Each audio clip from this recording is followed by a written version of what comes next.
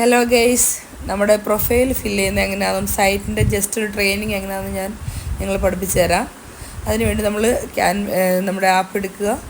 അതിനുശേഷം നമ്മൾ ഐഡിയും പാസ്വേഡും അടിച്ച് നമ്മൾ ജോയിൻ ആകുക. ഓക്കെ, നമ്മൾ സബ്മിറ്റ് അടിച്ച് നമ്മൾ ലോഗിൻ ചെയ്യുക. നമ്മുടെ ഫസ്റ്റ് പേജിൽ നമ്മുടെ details, user I D, user name, logout ഓപ്ഷൻസൊക്കെ കാണുന്നുണ്ട്. പിന്നെ ഇനാക്റ്റീവ് ആണോ ആക്റ്റീവ് ആണോ എന്നൊക്കെ നമുക്ക് ഇവിടെയാണ് ചെക്ക് ചെയ്യുന്നത്. ഇതൊരു ഇനാക്റ്റീവ് ഐ ഡി ആണ്. ജസ്റ്റ് ഒരു ഡെമ്മി ഐ ഡി നിങ്ങൾ പഠിപ്പിച്ചു തരാൻ വേണ്ടി എടുത്തതാണ്, അതുകൊണ്ടാണ് ഇനാക്റ്റീവ് കാണിക്കുന്നത്. ഇനി നമ്മൾ മൈ പ്രൊഫൈലാണ് ഫില്ല് ചെയ്യേണ്ടത്. മൈ പ്രൊഫൈൽ ഫില്ല് ചെയ്യുമ്പോൾ നമുക്ക് ഡീറ്റെയിൽസ് എല്ലാം ഇങ്ങനെ വരും. ജസ്റ്റ് മൈ ടീം ഞാൻ എന്ന് പറയാം. മൈ ടീം എന്ന് പറയുന്നത് നമ്മൾ കൊണ്ടുവന്ന 3 പേരാണ് ഈ ഫസ്റ്റ് ലെവലിൽ കാണിക്കുന്നത്. ആ ലെവൽ 2ൽ കാണിക്കുന്നത് നമ്മൾ ലെവൽ 1ൽ കൊണ്ടുവന്ന 9 പേരാണ്. പിന്നെ നമ്മൾ ലെവൽ 1ൽ കൊണ്ടുവന്ന ആ 9 പേരിൽ വീണ്ടും വന്ന ലെവൽ 2ൽ വന്ന 9 പേര് അണ്ടറിൽ വന്ന 3 പേരാണ് ഈ ലെവൽ 3ൽ കാണിക്കുന്നത്. പിന്നെ ലെവൽ 3 വന്ന 27 പേര് അണ്ടറിൽ വന്ന 81 പേരാണ് നമ്മൾ ലെവൽ 4ൽ കാണിക്കുന്നത്. ഓക്കെ, ഇതിപ്പം ഇനാക്റ്റീവ് ഐ ഡി ആണ്. ഇവിടെ ആളും വന്നിട്ടില്ല. അപ്പോൾ അവിടെ എല്ലാ ആളുകൾ വരുന്നതനുസരിച്ച് നമുക്ക് കൂടി വരും. ഓക്കെ, ഇപ്പോൾ ഡീറ്റെയിൽസ് ഒന്നും അവിടെ കാണിക്കില്ല, കാരണം ആളുകൾ ആരും ഇല്ലല്ലോ. അതുകൊണ്ട് ഒറ്റൊരു ഐ ഡി ആണ്. ദെൻ നമ്മൾ ലെവൽ 4 ആകുമ്പോൾ ഏകദേശം 81 പേര് മിനിമം ലെവൽ 4ൽ ഇവിടെ ഈ ഭാഗത്ത് കാണണം. ഓക്കെ,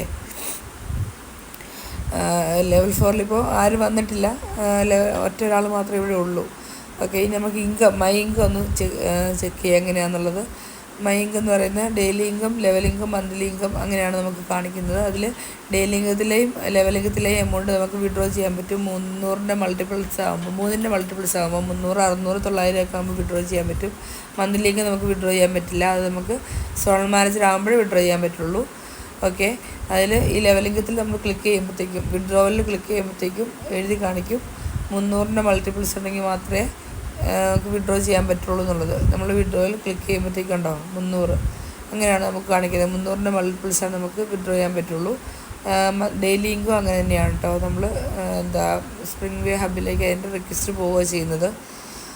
ഓക്കെ, ദെൻ നമുക്ക് ആക്ടിവേഷൻ വാലറ്റ് ഉണ്ട്, ആഡ് വാലറ്റൊക്കെ ഉണ്ട്. അത് നമുക്ക് ഫ്യൂച്ചറിലേക്ക് നല്ലപോലെ യൂസ് ചെയ്യാൻ പറ്റുന്ന രീതിയിൽ ആക്ടിവേഷൻ വാലറ്റൊക്കെ സെറ്റാക്കുന്നുണ്ട്. ആക്ടിവേഷൻ വാലറ്റിലേക്ക് ക്യാഷ് ഇട്ടിട്ടാണ് നമ്മൾ ഐ ഡി ആക്ടിവേഷൻ കൊടുക്കുന്നത്. ഇനി നമുക്ക് മൈ പ്രൊഫൈൽ ഫില്ല് ചെയ്യാം. അതിന് വേണ്ടി നമ്മൾ അതിൽ ക്ലിക്ക് ചെയ്യുക. അതിനുശേഷം നമ്മൾ ഡീറ്റെയിൽസ് കറക്റ്റായിട്ട് എൻ്റർ ചെയ്ത് കൊടുക്കുക. നമ്മുടെ ഡേറ്റ് ഓഫ് ബർത്ത് സെറ്റ് ചെയ്യുക, അഡ്രസ്സ് സെറ്റ് ചെയ്യുക. ഡീറ്റെയിൽസ് എല്ലാം കൊടുത്തതിന് ശേഷം അക്കൗണ്ട് നമ്പർ ഡീറ്റെയിൽസൊക്കെ നമ്മൾ കൊടുക്കണം. കണ്ടോ, ഇവിടെ എല്ലാം കറക്റ്റ്, ഒട്ടും തെറ്റാൻ പാടില്ല. ഡബിൾ സ്പേസ് വരാൻ പാടില്ല, കുത്ത് കോമയൊന്നും വരാൻ പാടില്ല. ഒരു കോമയൊക്കെ വരാം, ഒന്നിൽ കൂടുതൽ വരാൻ പാടില്ല. പിന്നെ ഡബിൾ സ്പേസ് പാടില്ല. പിന്നെ ഈ ബാങ്ക് നെയിമിൻ്റെ അവിടെ നമ്മൾ ഫെഡറലാണോ SBI ആണോ അങ്ങനത്തെ സംഭവം അത് കൊടുക്കുക. പിന്നെ അക്കൗണ്ടൻ്റ് നെയിം എന്നുള്ളിടത്ത് നമ്മൾ ബാങ്കിൽ കൊടുത്തേക്കുന്നത് നെയിമാണ് കൊടുക്കേണ്ടത്. കുറേ പേര് സംശയമുണ്ട്, തെറ്റിച്ച കാര്യമാണ് അവിടെ. അത് നമ്മുടെ നെയിമാണ് കൊടുക്കേണ്ടത്. പിന്നെ അക്കൗണ്ട് നമ്പർ ഫില്ല് ചെയ്യുക. IFSC കോഡ് എൻ്റർ ചെയ്യുമ്പോൾ നമ്മൾ കറക്റ്റ് നമ്മൾ നമ്പർ തന്നെ കൊടുക്കുക. ഇപ്പോൾ FDR 0001144 എന്നുള്ളതാണ് എൻ്റെ IFSC കോഡെങ്കിൽ ആ 000 അവിടെ നമ്മൾ OO എന്നുള്ളത് കൊടുക്കരുത്. അത് കൊടുത്തു കഴിഞ്ഞാൽ നമ്മുടെ ഐ ഡി ഇത് കറക്റ്റായിട്ട് വിഡ്രോ ചെയ്യാൻ പറ്റില്ല, അത് തെറ്റായിരിക്കും. ഓക്കെ, ഇതിൻ്റെ ബ്രാഞ്ച് നെയിമിൽ നമ്മുടെ ബ്രാഞ്ച്, നമ്മൾ ബാങ്ക് ഏത് ബ്രാഞ്ചിലാണ് ഇരിക്കുന്നത് അതാണ് കൊടുക്കേണ്ടത്. ഇത്രയും കൊടുത്തതിന് ശേഷം നമ്മൾ സബ്മിറ്റ് അടിക്കുക. കറക്റ്റായിട്ട് ഒരു തവണയും സബ്മിറ്റ് അടിക്കാൻ പറ്റത്തുള്ളൂ, ഒന്നിൽ കൂടുതൽ സബ്മിറ്റ് അടിക്കാൻ പാടില്ല. ഒന്നിൽ കൂടുതൽ സബ്മിറ്റ് അടിച്ചു കഴിഞ്ഞാൽ നമുക്ക് പിന്നെ നമുക്കൊന്നും ചെയ്യാൻ പറ്റില്ലാത്ത അവസ്ഥയാവും. ഓക്കെ, ഒറ്റ തവണ സബ്മിറ്റ് അടിക്കാൻ ശ്രമിക്കുക. അതിനുശേഷം നമ്മൾ ഇത് ഡീറ്റെയിൽസ് എൻ്റർ ആയോ ഇല്ലെന്ന് അറിയാൻ വേണ്ടി എന്താ ചെയ്യേണ്ടതെന്ന് ചോദിച്ചാൽ നമ്മൾ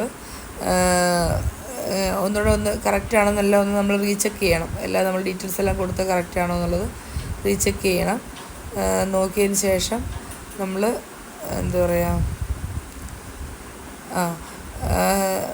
നമ്മൾ എൻ്റർ അടിക്കുക. നമ്മൾ വെളിയിൽ ഇറങ്ങിയിട്ട് നമ്മൾ കറക്റ്റാണോ എന്ന് ചെക്ക് ചെയ്യാൻ വേണ്ടി നോക്കുമ്പോൾ ഈ ഡേറ്റ് ഓഫ് ബർത്തിൻ്റെ അവിടെ ആ ഡേറ്റ് ഓഫ് ബർത്ത് കാണില്ല. ഓക്കെ, അതാണ് നമ്മൾ ഇത് സബ്മിറ്റായ ഡീറ്റെയിൽസ് എൻ്റർ ആയോ എന്ന് അറിയാനുള്ള ഒരു മാർഗ്ഗമാണ്. നമ്മൾ കണ്ടോ, ഡേറ്റ് ഓഫ് ബർത്ത് കാണില്ല, ബാക്കി എല്ലാ ഡീറ്റെയിൽസും കറക്റ്റായിട്ട് അവിടെ കാണും, ഡേറ്റ് ഓഫ് ബർത്ത് കാണില്ല.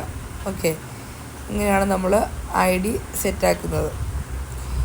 ഇവിടെ നമുക്ക് ഒരു ന്യൂ ഐ ഡി വേറെ ഇപ്പം ഒരു ഇനാക്റ്റീവ് ആയിട്ടുള്ള ഐ ഡി ആക്റ്റീവ് ആക്കണമെങ്കിൽ, അതായത് വർക്ക് ചെയ്യാതിരിക്കുന്ന ഐ ഡി ആക്റ്റീവ് ആക്കണമെങ്കിൽ നമുക്ക് ഈ പ്രൊഫൈൽ ഫില്ല് ചെയ്ത് പേര് തൊട്ട് ഫുള്ള് മാറ്റി കൊടുത്തു കഴിഞ്ഞാൽ നമുക്ക് സെറ്റ് ചെയ്യാൻ പറ്റും.